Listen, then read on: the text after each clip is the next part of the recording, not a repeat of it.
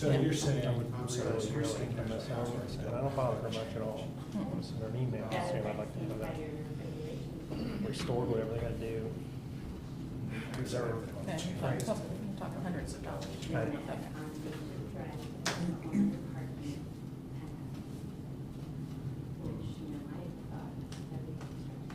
So I'd love to see that on the wall right there or somewhere, or a copy of it over there.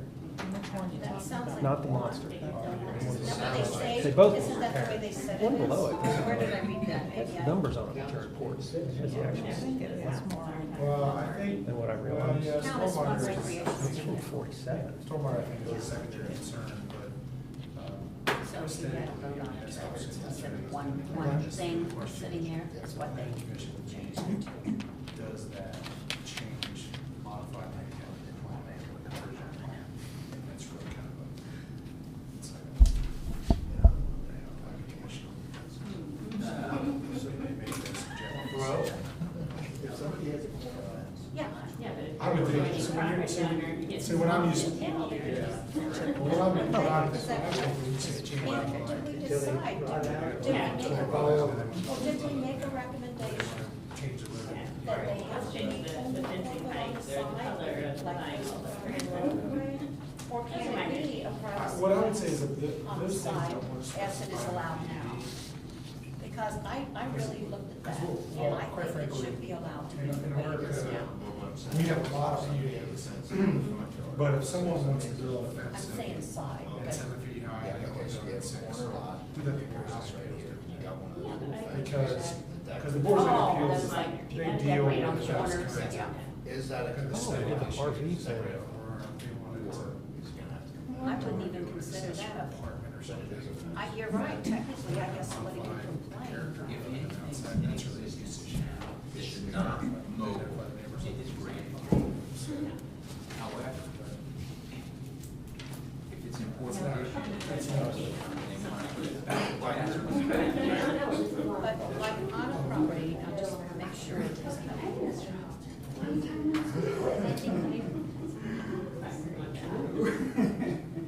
Say, okay, this is a property, sidewalk, to houses here. And then this, there's almost no backyard, just a courtyard-like area in the back, okay? But this house has a big side yard and a parking pad right here. Yeah, yes, and, So all along the way, it's good. the land is like. I thought zoning started in Yeah, like 1966, that. but these documents. Actually, the federal This government is a had, marked what's actually out zoning there. maps and Some things exciting were always Yeah. turned over. This is the front Yeah, yard. but, This would be the side yard, because it's on the side of the house. Yes, from here. So you would be allowed to put a privacy fence there. Okay, behind the front face, the front, okay, because they should be allowed to have that. And you know, I just wanted to make sure that we were on the same page with that. Yeah, yeah. This is the house, so anything behind that. This, But part of this Yeah, is they've got the warrant is they were, Yeah. it's been 49 only rebound. this is your address. Yeah. Correct, it's off the street. So here's a couple of sections we're gonna have. Correct. The sections that, They could too, on that. I don't think they have. Correct, because of the way the lot sits, and that's appropriate too. Yeah, I think that's okay, I just want to make sure, so that. Are we all here? Well, Fred is out of town. No, Brett's here. Is she coming? Fred's Fred's here. here. Fred You is let us here? in. Okay. I thought he was out of town, that's why. Yeah. He just wanted to let us in. He what? He let us in. Okay, then he'll be here, I'll give him a minute or two. Okay. If everybody's here. Serial number recognized it. Yeah, I can even, and I bought text in. We're gonna, no, you're fine, we're waiting on Fred, I thought he was out of town, but apparently he's here. He's here, I saw his car here, he might be across the hall. Is he going, he is going to attend? I would surely check it out. Would you check and see, maybe he doesn't I don't realize think they what time it is? are Okay. Proposed for sale. We need it on too. She's here too. We don't have to have her, but she wants to. Right, but she, if we have questions. it's Right, fine. and I can ask for some material information. Lock on my thing, it says 56. 56? 56. And this one says different. Okay, Come on, you can go sit in your seat. are we all here?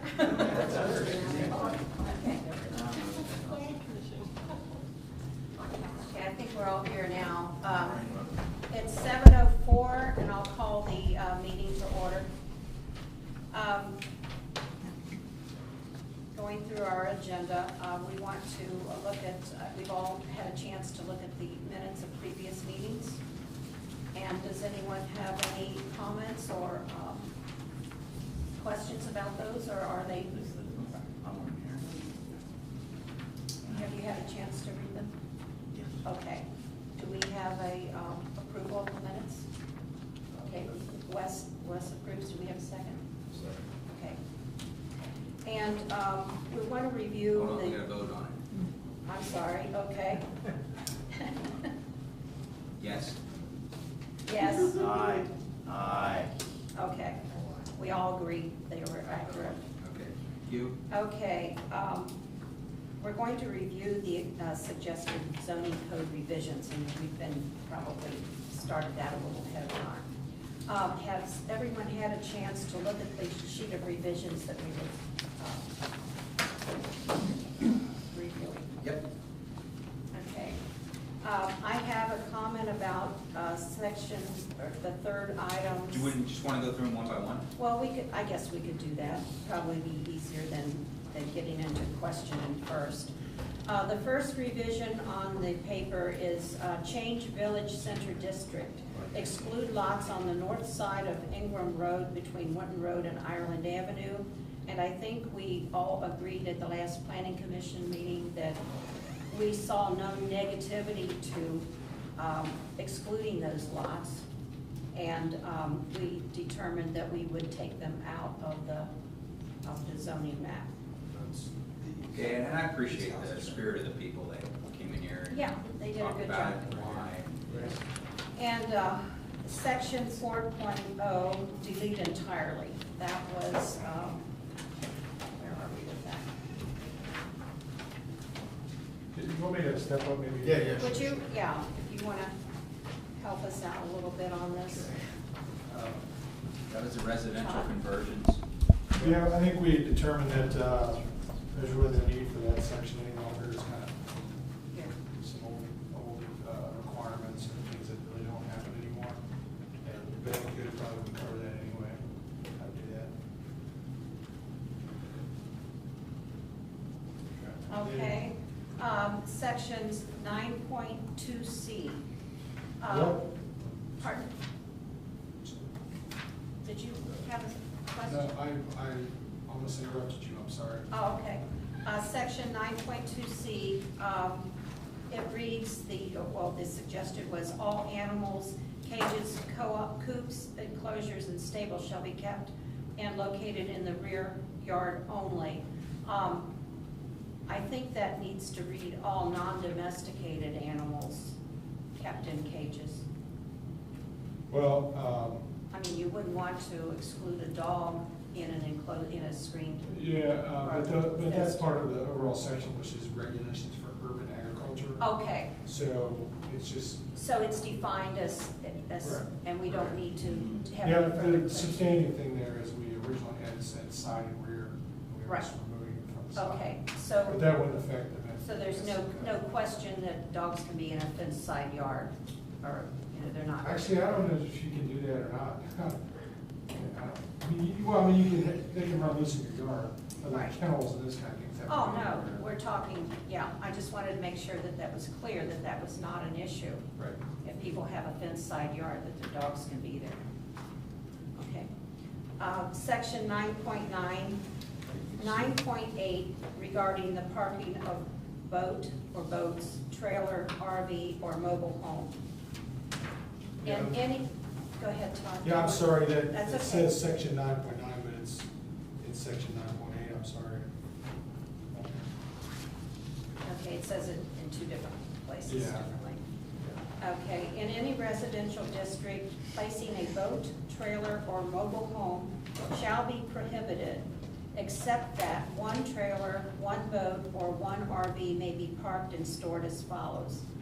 Vehicles or equipment stored or parked on one trailer intended for such use shall count as one recreational vehicle. The example is a boat on a trailer would be Yeah. considered one vehicle. Yeah, and can I just stop you for a second, just so it's clear? For this section, I actually put the entire section in there. And because I think what we talked about was making certain changes, and I thought for your review of this, you want to see it all. So what I've done here is the things that have been added are underlined, the things that are being removed are struck through. So most of the changes are actually in the G through F or D through J. Okay, So I'm just explaining why the part that you just read is not changing. That's the same Right. as it is. but the most just for recent version. clarity for everybody, Right. no recreational vehicle or mobile home while parked or stored in a residential district shall be used for the purpose of permanent habitation, living, business, or housekeeping purposes. The wheels or any similar transporting devices of any such trailer permitted within any residential district shall not be removed, nor shall any trailer or be temporarily or permanently affixed to the ground or attached to something having a temporary or permanent location on the ground. In other words, it can't be just sitting on the ground without its wheels and can't be on blocks. The recreational vehicle shall be maintained and kept in good condition and safe for effective performance of the function for which it is intended. The exterior of the vehicle shall be intact. The recreational vehicle shall be roadworthy, and those recreational vehicles that require a license shall be properly licensed, operable, and tagged. The recreational vehicle shall be parked or stored on a paved surface. The recreational vehicle shall be located no closer than a minimum distance of 3 feet on the side and rear yard when parked or stored in the rear yard of a residential district. J reads, vehicles, trailers, boats, campers, RVs, etc. cannot be used for storage purposes or to shelter or serve as a platform for covering or staking or stacking of materials. For example, stacking firewood on or under a camper. I tried to write something that addressed that concern. I think that was one of the things that you had asked that we added. Okay. Section 9.10, change the introductory sentence to read as follows. In residential districts, the storage or parking of one commercial vehicle shall be permitted in accordance with the following standards. Section 9.10A, change the maximum length from 20 to 22 feet and increase the maximum signage from 4 to 8 square feet. Can I stop for just a minute and explain something on this? Yes. This is the section that governs the commercial vehicles parked in residential districts. Yes.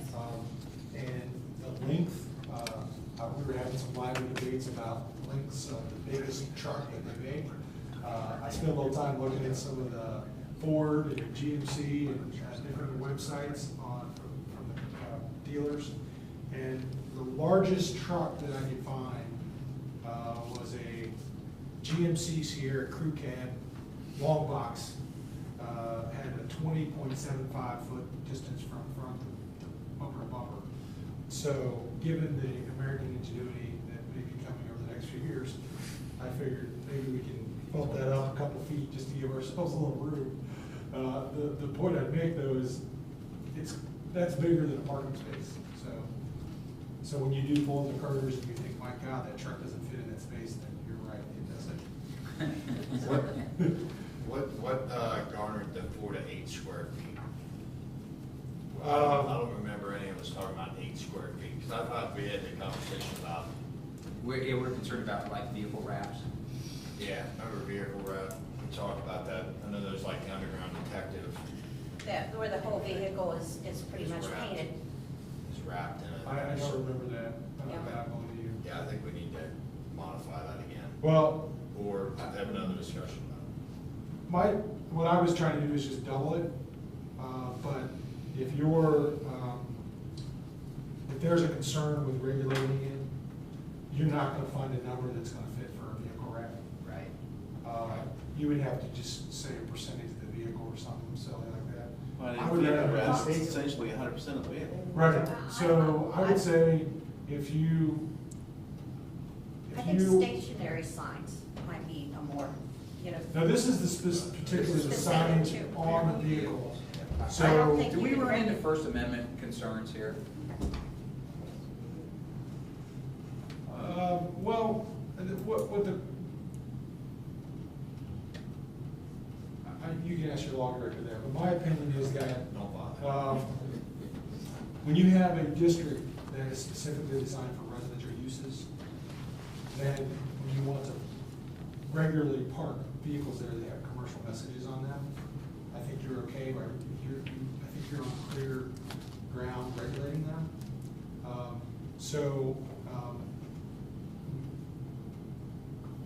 And I think that's just, it's just gonna be one of those things where you just have to decide. I mean, I know what I would like aesthetically, Yeah. but I don't wanna get into legal problems at the same time. I mean, if you're concerned about it, I just delete it. Just don't put a square footage requirement on it at all. I mean, cause you're gonna know if it's a commercial Are vehicle or you, not. are you familiar with any test cases or, people that have changed, sorry about that, people that have changed their zoning code because they've been challenged on signage like that? On signage for sure, but on commercial signs, park and residential districts, I'm not aware of that. But, Cool. I guess, the easiest way to resolve this is just not have a regulation. on I signage. mean, 8 foot is not very much.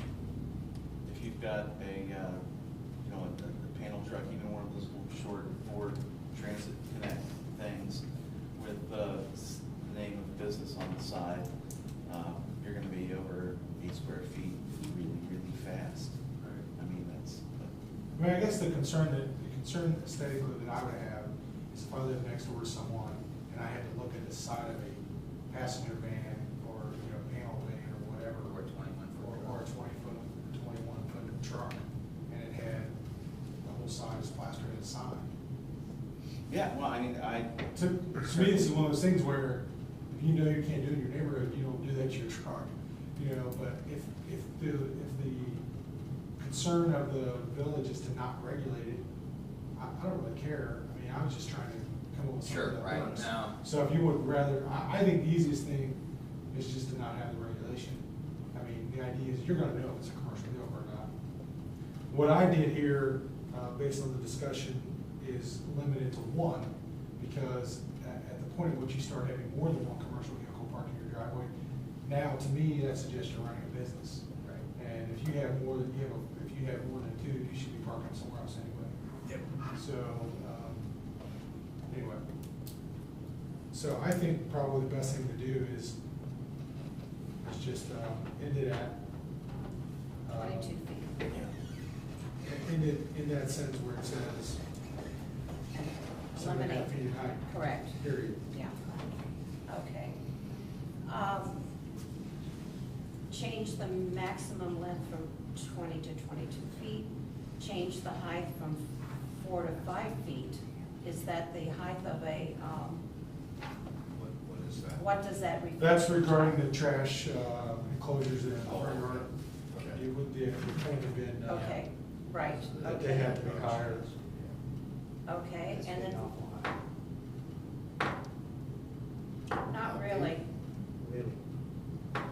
Well, I've looked at, even the Rumpke cans are 4 foot tall, but you might want a little bit high, I mean, it depends on the scale. I would hope people use, you don't know what people use in. If it's next to a house that's a modular, about 14 foot high, it looks high. If it's next to a 30-foot building, Still, the screening, you can, I believe, Jim's probably holding down that side. We're not taking into account, that it's a 3-story building here. Yeah. That enclosure is from that street. Commissioner Noble, just to be clear, I'm gonna disagree with you, but just so we know what we're talking about. For this, it says, the maximum height will be 5 feet. For fences or walls, that are screening trash handling areas in residential districts that are in the front yard that do not extend more than 6 feet from the front of the house. So they have to be fairly close to the house. Right, but what I'm saying though, the fence is still, it's a situation where that structure will be made out of something that doesn't blend with the house. Potentially, yeah. well, you would think it would. Well, I'm just saying, that's the basis of it. And my feeling is, we don't have to go above the height of that trash can. I've got them on my places, and they're no higher than my trash cans. I allow that much for somebody to swap trash cans.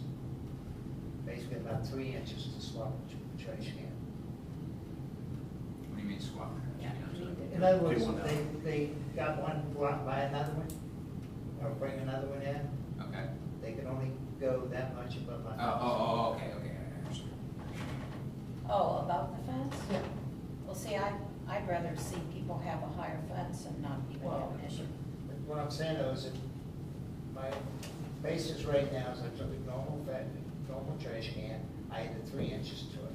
That's what I built my fences for. To build the fence 3 inches higher. Higher Yeah. than the trash can. Right. And how high did you build fences? My fences are approximately 3'6". And because my people are using small cans, Well, the Rumpke cans are how long? They're 4 foot tall. Yeah. The ones that are on wheels? Yes, Yeah. yes, they're 4 foot tall, and they actually have a little raised hood, might even be a little bit over 4 So foot. we have to plan. Well, I mean- Worst case scenario, right? And Are there any safety concerns with a higher fence? I can't imagine what that would be. some people never walk, they'll have 2 cans. Yep. They'll walk up to the front of the can, take the top off, reach over the enclosure, take the top off the can, throw something into it, put the can top back on. You are right, once you go from 4 to 5, you gotta have a gate, you gotta open something up. So you don't, I have fences that I don't have a gate, and they're a It's little over. L-shaped. Well, I Yeah, mean, I'm but sorry. there's I a meant, section, I has you one can't reach wall. over it is what I meant. I mean, it's big enough to get the can out, because those cans are pretty darn big too. But I don't know, do we need to vote again on the height of the cans? Oh, Or the height originally, of we the had trash 4 enclosure? feet here. What was the conversation, or what was your recollection of the conversation to go to 5 feet? It was suggested by one of the citizens that it needed to be a little, adding another foot, which is only would be perfectly acceptable. And give a little bit of leeway so that nothing can be seen, when you walk up to it over the top of the trash enclosure. Or should we put a restriction that the top of the fence shall be no more than 6 inches higher than? No, the because can? everybody, no, Everybody's no, got different because cans. people, Crazy talk. that gets nutty. And I know I use my trash enclosure for storing flower pots and various things Well, sometimes. the initial recommendation for 4 feet was based on the fact that that's the maximum height of fences that you allow. Right. In your rear. What about from a construction material standpoint? Can you buy 4-foot fences, or can you buy 5-foot fences easily as 4-foot fences? No, you make your own, or you cut down You a go 6 privacy foot. fence. Yeah, that's sort of. You make your own, or you cut it down.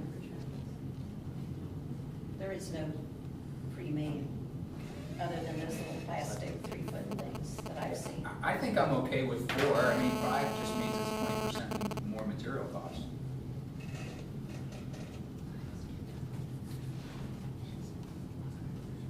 I mean, I guess Have if a someone, shootout for us versus someone has a five. big can, they come and ask for a variance. Well, is it our, And then you can- is it the intent of the zoning code to cover the can out of sight Yes. completely? That's what Or it's is- there for. Well, they make 4 If feet, it's you never there, see it. then why is making a minimum height above a trash can crazy? If- Because you might buy a new trash can. Yeah. And well, I built this fence already, and I bought this new trash can that sticks up above my fence. So, But I'm just saying, it's like, pick a number that you can measure. I hope this is the biggest thing we got to solve. Yeah, I think we have bigger fish to fry. Pick a number you can measure. I'm fine with But- 4 feet, but I'm just trying to get to the intent of what we're trying to write. I think the intent's to screen the screens. Yeah. I Well, think- well, I think, this, as I understand it, the code is pretty restrictive for fences once you become in front of the house. The comment was made is, we need to have, I mean, this is what I was told, so we need to allow fences in the front yard so that we can screen our. Exactly, because in certain circumstances, that's, you need it. So- That's what you got. I wrote the regulation, we used the 4 feet because that was the standard we were using to decide the distance. 4.5, how about 4.5? 4'6". Solomon, I defer to your wisdom. second. Cut it in half. If you're gonna buy a 6-foot It is board, the you can cut it intent 4, to 6, come, to 5. give a enclosure that will, you're not gonna see can lids and stuff from the street. That's the intent. And you hope that people will build them nicely, maybe landscape around them and make it look attractive. And I think most people would do it that way. But you can't wish it. You can't control it. I mean, we have no You control gotta build over for that. minimum. But I personally, don't see a big issue with it being 5 feet myself. If we want to split the difference, if somebody has a reason that thinks that it's better at 4.5, I do think 4 is a little short because of the size of the rumpy cans and the way they fit in there. But Todd, let me ask you this, if someone has a fence currently that's 4 feet high, we pass a 5-foot ordinance for minimum height, they have some boards that, Minimum? That's max. no, I'm sorry, Maximum Max. height, that doesn't make any difference. If they've got a 4-foot fence. They're still, okay, I'm sorry. okay, so how are we gonna do this, folks? We wanna vote on it? Scissor, papers. Yeah, we gotta vote on it, of course, yeah. Okay, I'll, let's see, tell you what. Make a motion. I will move that we change this, number 8, to 4.5 feet. Take the 2 out. How about that? I think that's very reasonable. Someone want to I second it? second that it's, All in favor? Aye. All right, we're at 4.5 feet. all right, I think. Moving on. I think most people can live with that. Okay, section 15.11, edit as follows. Buildings in the VC Village Center shall provide a minimum of 50% transparency meaning windows and doors for all facades that, excuse me, that front on the public or private street with the following provisions. What is that? Well, it just. Was, the only change was a minimum. Okay, minimum It's just of, a typo, I think you just okay. oversight. Are there any questions about that? Are we good? Section 22.3B, change recommendations to advisory recommendation. Yes. And that was related to what, Todd? There was someone who was here, I think the same gentleman who raised a question about the fences, saying that it made it, section 22.3 is the powers of the village planning commission. Okay, And the section reads, this is 22.3B, initiate or act upon suggested amendments to zoning regulations, text or the zoning map following the recommendations of the village planning commission. And I think the interpretation was that they had to follow the recommendation of the village planning commission. And so, just to make that a little bit clearer, just clarify that it's an advisory recommendation, so they're following, it's instead of following, saying they have to obey what someone else did, it's following now should be after. So I thought it would be following the advisory recommendation of the Village Planning Commission, so it means after. That makes sense. So, Todd, when you transmit or move this into the code, or is that a typo in the advisory? all right, yes, sir. INV or guy that got kicked out of the first round every spelling bee was ever in. You passed the test. I got it pulled down in the card.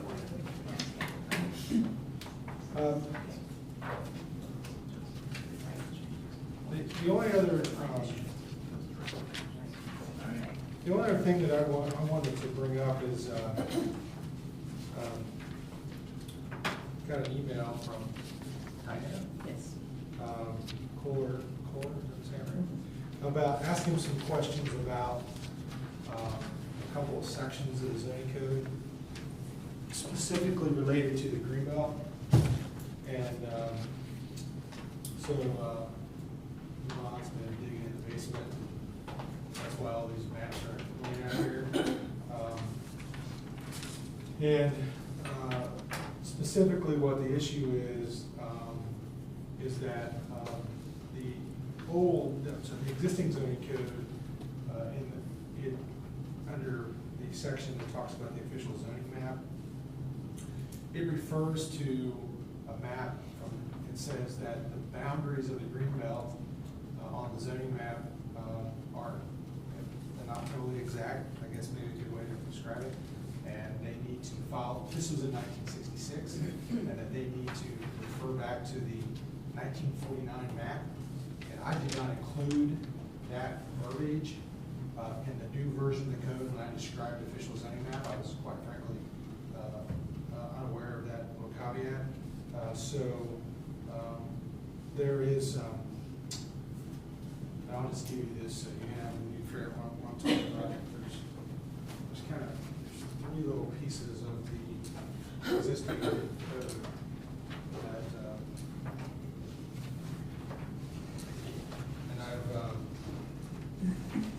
and you have this, but I'll give you one so you know. There's, it's in section 1123.02 of 3804, there are references, in the existing code, there are references to the green belt and some restrictions. And I just, talking with Yvonne and looking at these things, I just think what we need to do is just to go back and just make sure those clarifiers are also in this new version. I mean, I think this is just really kind of a ministerial kind of thing for us to do. I don't think it's, you have to review it. There's no policy decision. No, there's no policy, there's very little subjectivity to this. So we want to go back and make those revisions. And her email came today, so if I had it a little earlier, I might have been able to get all those changes prepared. And then one other thing I do want to point out is, and I've said this over and over again, so I'll apologize to anyone in the room. I've said over and over again that zoning was originally adopted in Greenhills in 1966, and that's what I thought. But going through all this and finding an old zoning code, it appears that zoning was actually officially adopted on, I just wrote it down, August 2nd, 19, why do I find my note on that? 1949.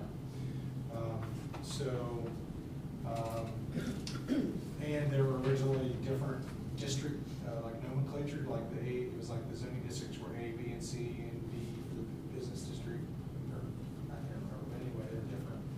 So in 1966, what it appears is that they scrapped that entire old zoning code, so you guys have done this before, and replaced it with the code that was adopted in 1966.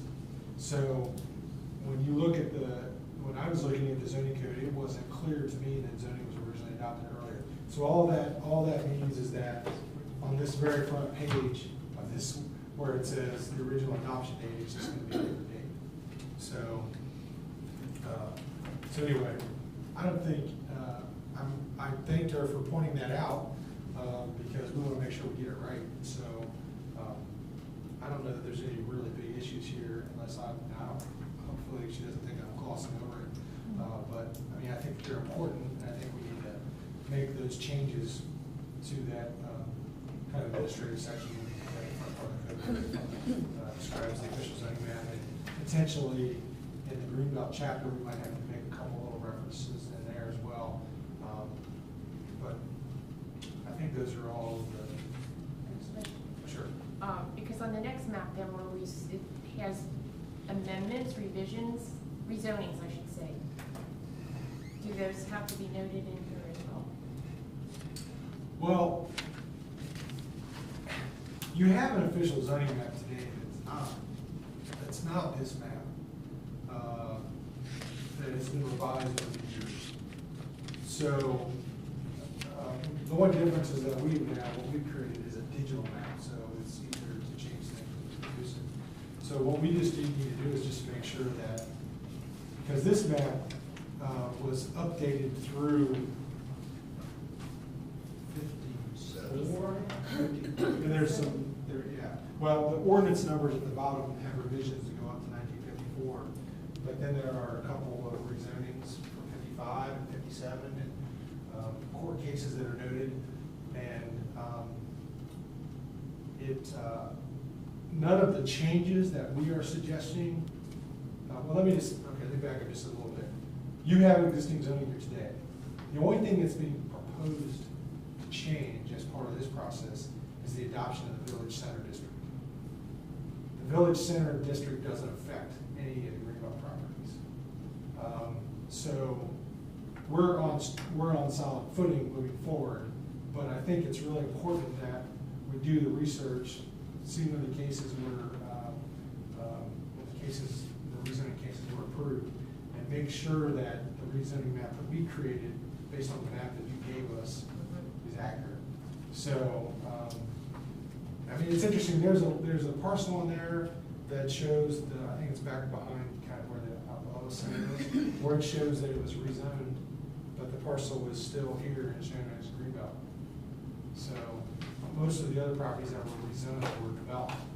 So it's kind of like a puzzle when we're trying to figure it out.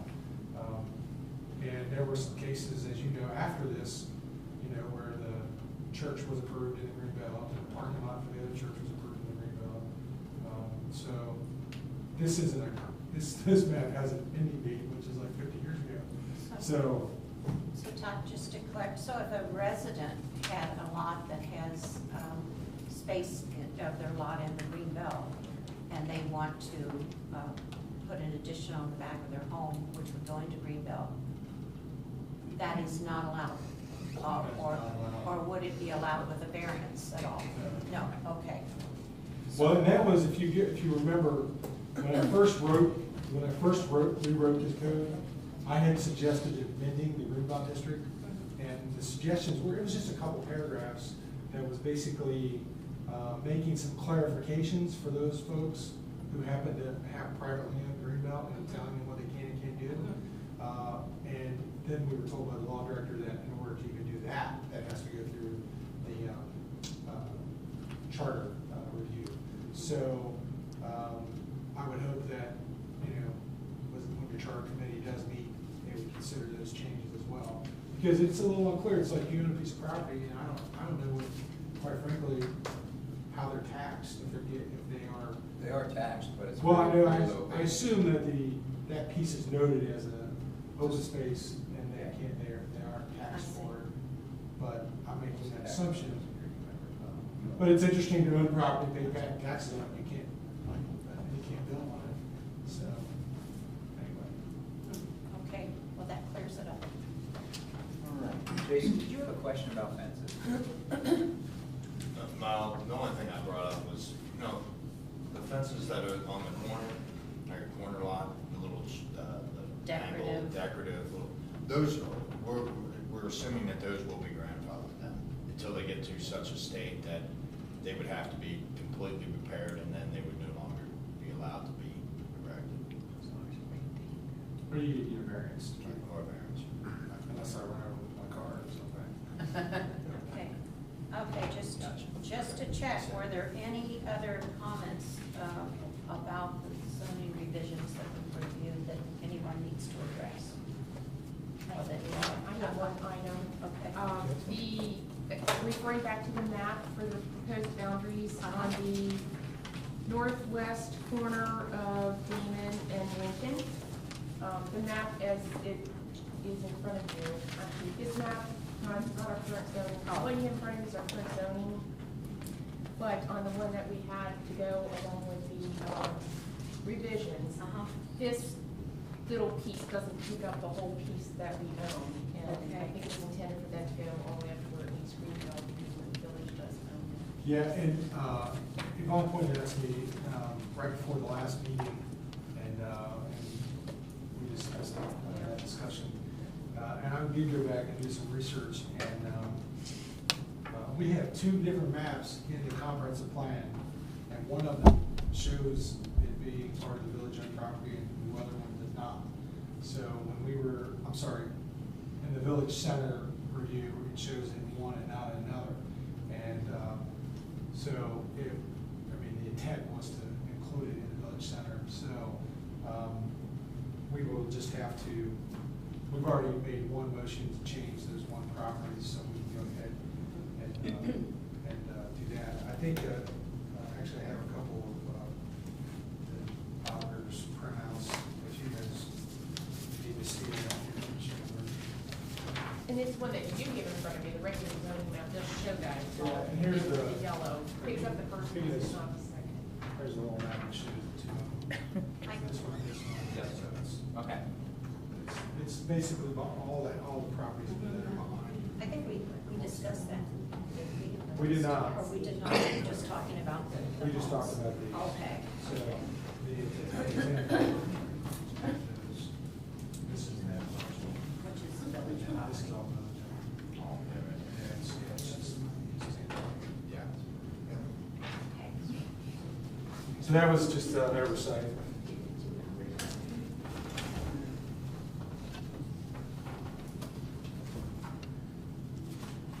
And I think if you're going to consider that one, I would suggest for consistency's sake, you vote on that one as well, so it's clear that you're having it. Okay, to be consistent, I think we need to vote on the section that would be included as village property, as shown here. Aye.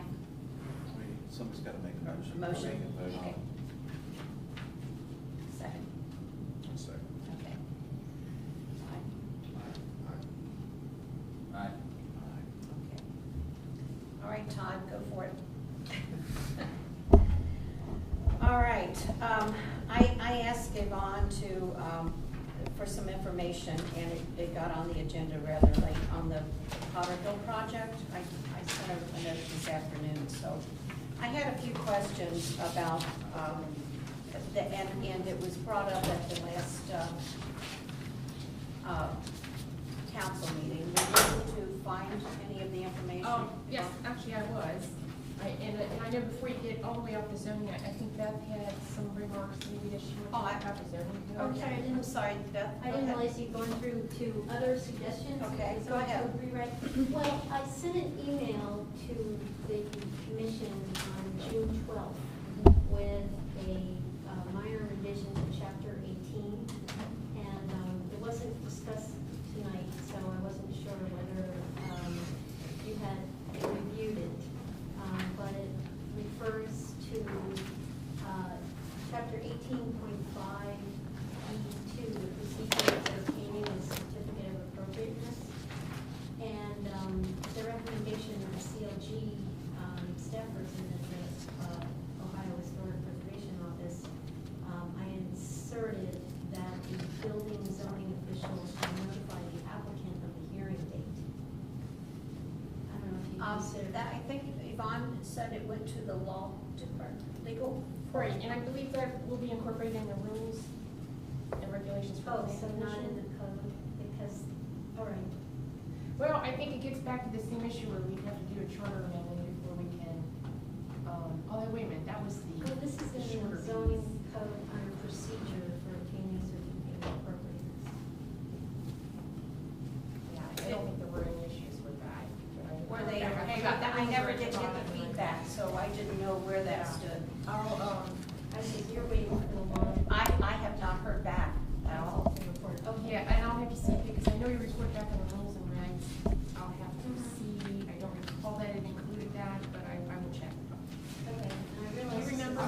line on he was there? responding to change.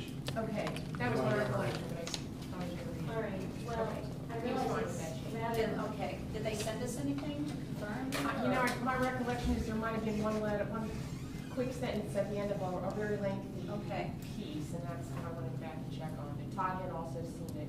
Yeah, He had all seen that as well, so. I thought he focused his comments mostly on the bylaws and Mhm. the other changes to membership requiring Mhm. historic, background or whatever. And then I think at the very end of that, he said something like, I don't have any problem with the other changes or Right. something. Right. I Very- mean, think that's fine. I'll go back and look at the, Okay. just to confirm that. Well, All right, well, let's make. I mean, the spirit of the thing is that, you know, if somebody's gonna have a hearing, you gotta tell them. It's Well, gonna- this would probably happen anyway. Yeah, I would certainly but- think. But this just clarifies it in the code, and actually, I'd like to propose that you consider expanding that a little bit to also notify owners of contiguous properties. This is what the city of Cincinnati does. And that's one of the selling points of a historic district, is that if your neighbor is going to make some changes, that you will know about it. And also the community groups, like the community council or the neighborhood group that requests to be notified can also be notified. So, Well, I mean, you know, unlike Cincinnati, we don't have, you know, Cokedale neighborhood or No. CUF or any of those kind of operations. so you don't have. all Personally, I don't have any associations. problem with contiguous owners, you know, touching owners, knowing that something's up. And, Well, I guess anyone else, like the Greenhills Historical Society, could review the agendas of every planning commission and know what's on them. And that's another way of finding out what's on the agenda, of course. Well, see, I guess when it says you're gonna have a hearing, my assumption is that when there's a hearing, there's notification. But I guess you can Yeah. add it. So would that fall under the same Well, I mean- responsibility for hearing notification as any other hearing? Well, there are rules in the Ohio Revised Code with regard to notification. Essentially what it says is that, I'm talking about rezoning, which is kind of similar, where if it is 10 or less parcels, you notify, properties that are affected. But it also says for rezoning, you notify adjoining property owners. So I don't know what the bill, I don't know how long it's been since you've done a rezoning. You probably don't know. But so if someone applies for a zone change or a variance, I mean, typically the threshold is you notify adjoining owners. But, I mean, within the amendment section of this code, it clarifies that. So I would assume you would just follow the same set of guidelines, but for clarification's sake, you can amend that section, or you can say, you can reference, and adjoining owners per whatever procedures. I can find it.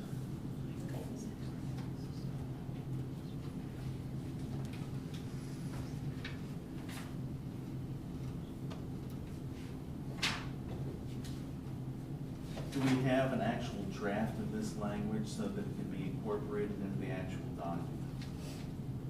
It's in the email of June 12th, and I can amplify it if you. Well, my question is, were there any changes in the wording from the law director? Legal? No. No, so it would go as it stands then? Okay, And I did forward that to Todd. okay. Okay, good. So you are doing the adjoining or you're not doing? No, it's fine, it makes perfectly good sense. You're going to do it? Yeah. I think it's important that a lot of the townhouse units in a building, when you have separate owners, they have codicil kind of homeowner association agreements. So if you have someone who comes before you and you're not informing the rest of the building, you can get yourself in illegal hot water if you're making a variance okay, that undermines the codicil on the building. If it's already been established in one way, yeah. Okay, all right, does that clean up all of the issues? Yeah, I got a process question. I could be wrong, but I think we're at a point where we've got all the changes, all the revisions, and at some point we have to say, we are ready to recommend the revised code I to agree. council. You actually have to do two legal readings. And so does anybody think that we have more work to do, or if that's a possibility that we can do that tonight? If we could do that tonight, that'd be a good thing. If we've got more work to do, that's okay, we'll do the more work. That's why I ask, is there anything else to bring up here question-wise? Todd, did you have a comment? Well, no, I was just gonna, I was saying about there's two legal pieces in this. One is, the text, and the other is the map amendment. I think we've been trying to take them down this path together. So when you get to the point where you make a motion, you're gonna be recommending that. We've got to have the text finished, the map amendment finished. Well, the map, yeah, so I just don't know if you're comfortable saying, I'm not saying you should be, I don't know, I'm honestly saying I don't know. You know, if you're comfortable saying, we recommend that council schedule this public hearing based on the changes we've heard tonight and the few additional revisions that need to be made, that we've already discussed. Whether or not you want to see the whole thing in its final revised version, I mean, that's something that I can accomplish in a couple of days. But I wouldn't have to, if you wanted, if you didn't feel comfortable doing it now, you could reconvene in a week. I mean, that could be a 5-minute meeting. But we could get the final, this public hearing draft with revisions up until today finished, and the revised village center map, and they would, they would be, and I would get rid of all the red lines and cross-outs, and we would get it to council in a clean form, and, I mean, I'd still keep that historic record, but it would give it to them in a clean form and say, here's what the planning commission is recommending, and it would include every change that you discussed. My thought is that you should make all the revisions, the map changes, and the comments that Beth has incorporated. Make sure everything is as it was turned in to the legal director. And then we should get a copy of that for our review, and then it should go to council. Just as a final look. At some point, we've just got to vote. Council, here you go. Correct. Okay. Yes, So that's you're right. saying that we should get the final copy, review it, meet again, vote Yes. to give the council. Yes. All right, fair enough. And I think we should do that in a fairly quick manner based on how fast The Todd change- can get everything ready I for mean, us. literally, if you gave me a week, I could get it to you. I need all the changes and copies of Okay, new so clean, this is. new clean copies and the map with the changes.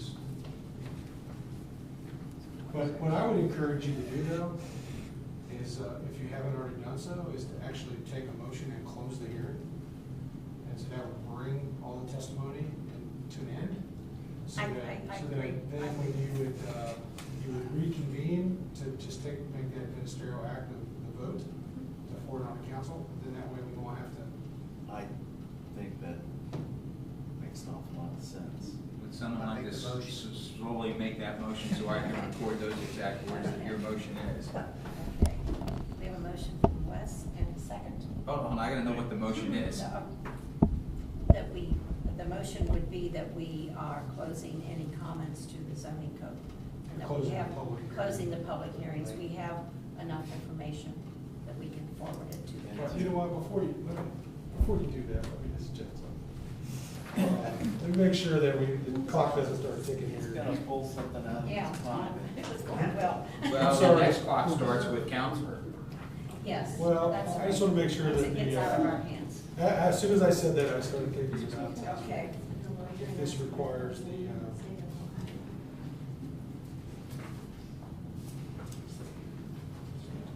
I just looked at this up.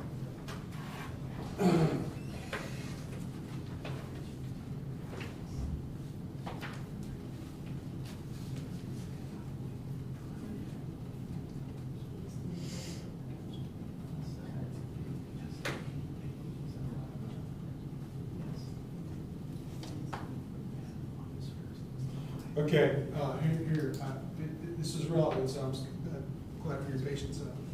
Planning Commission shall, within 30 days after their public hearing, recommend the approval, denial, or of the proposed amendment or some approval modification.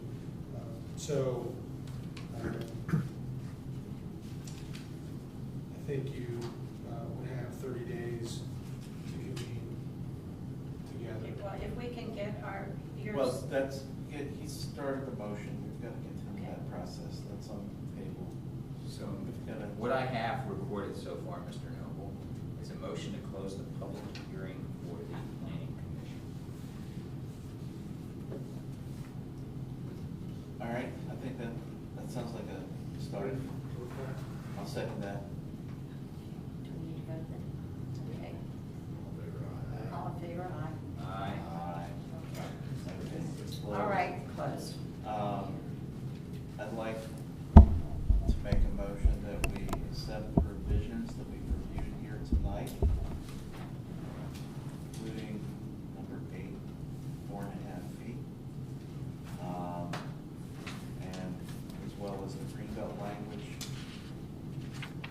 clause 2, and the reviewed language from the Salisbury chapter 18. And the zoning map change, all that be included in the final draft. You want to go back to after the word tonight? How about, You can get it on the video. That we accept the revisions as discussed.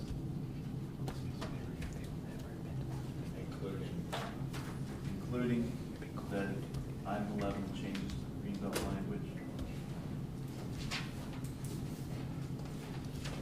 for this piece of paper.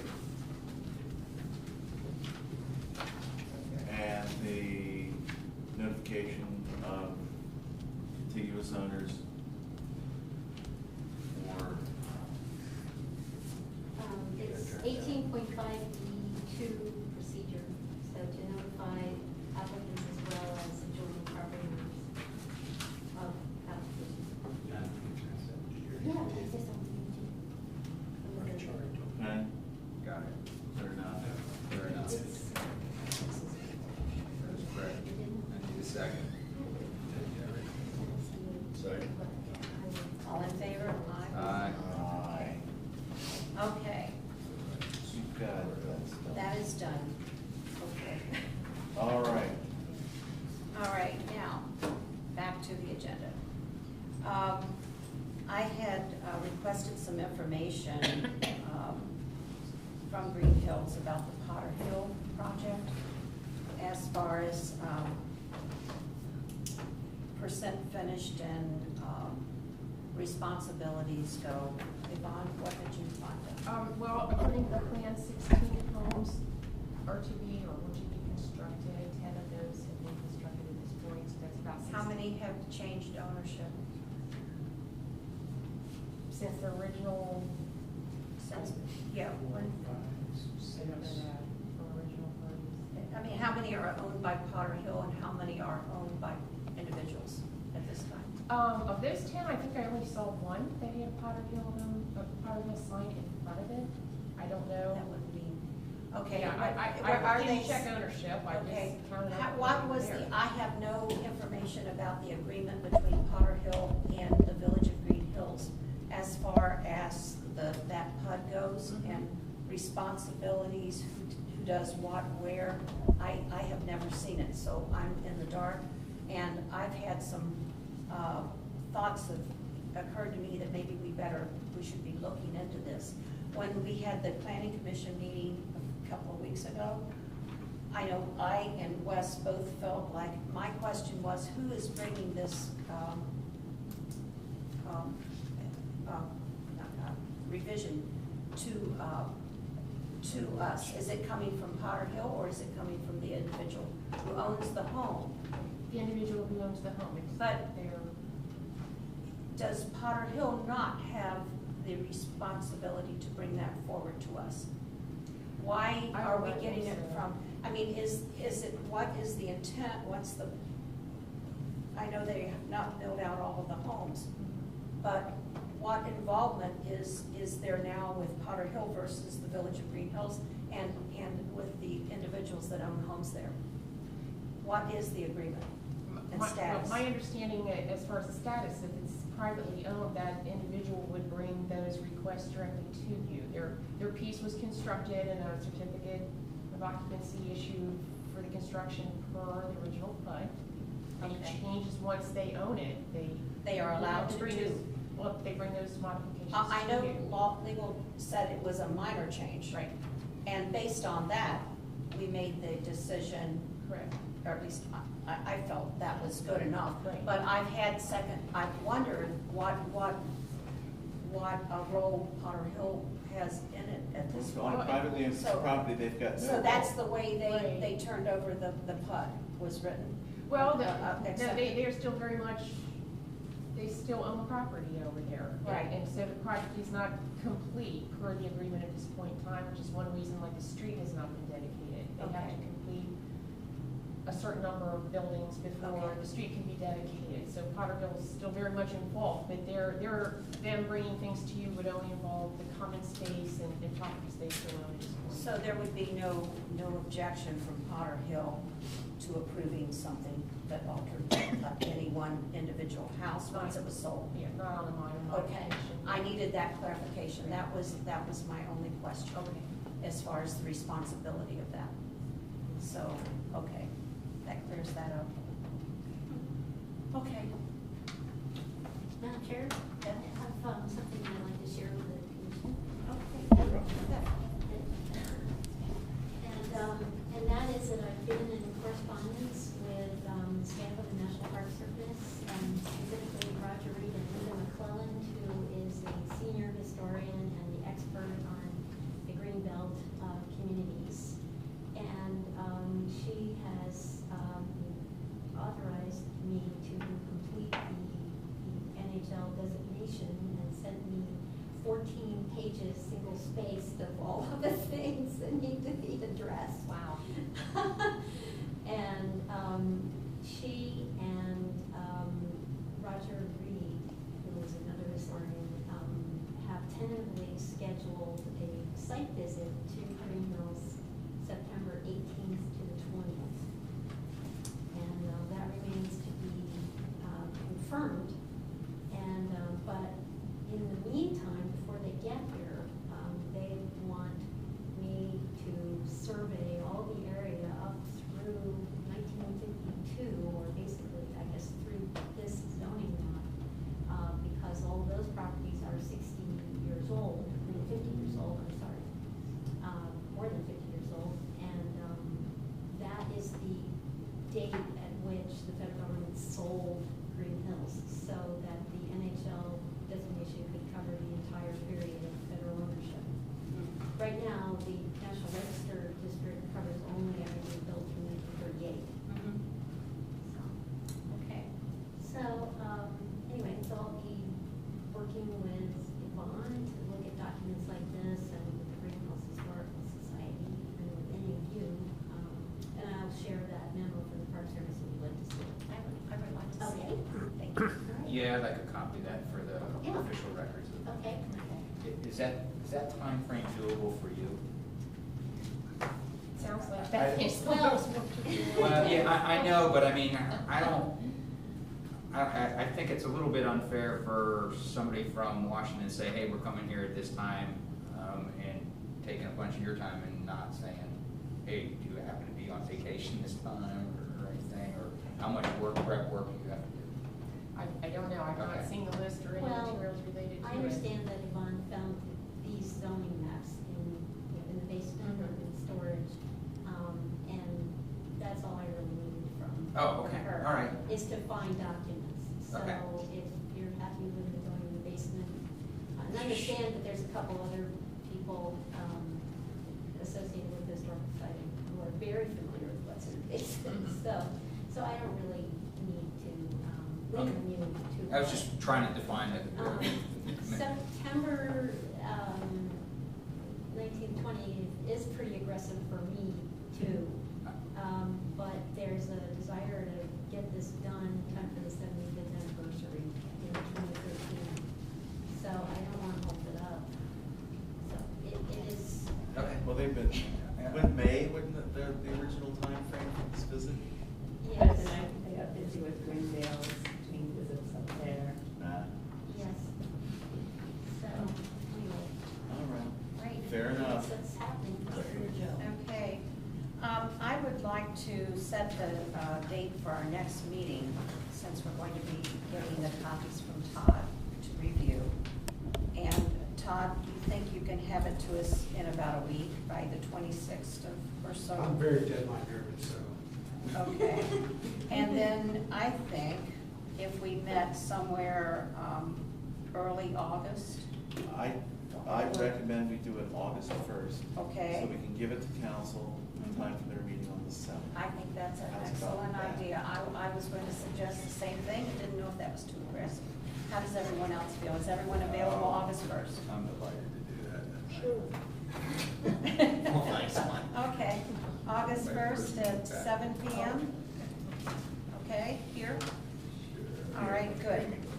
That is done. Okay. All right, if there are no other items, I would like to, do we have a motion to adjourn the meeting? Okay, Les? Second that? Okay, thank you, Glenn. Okay, meeting is adjourned, it's 8:05.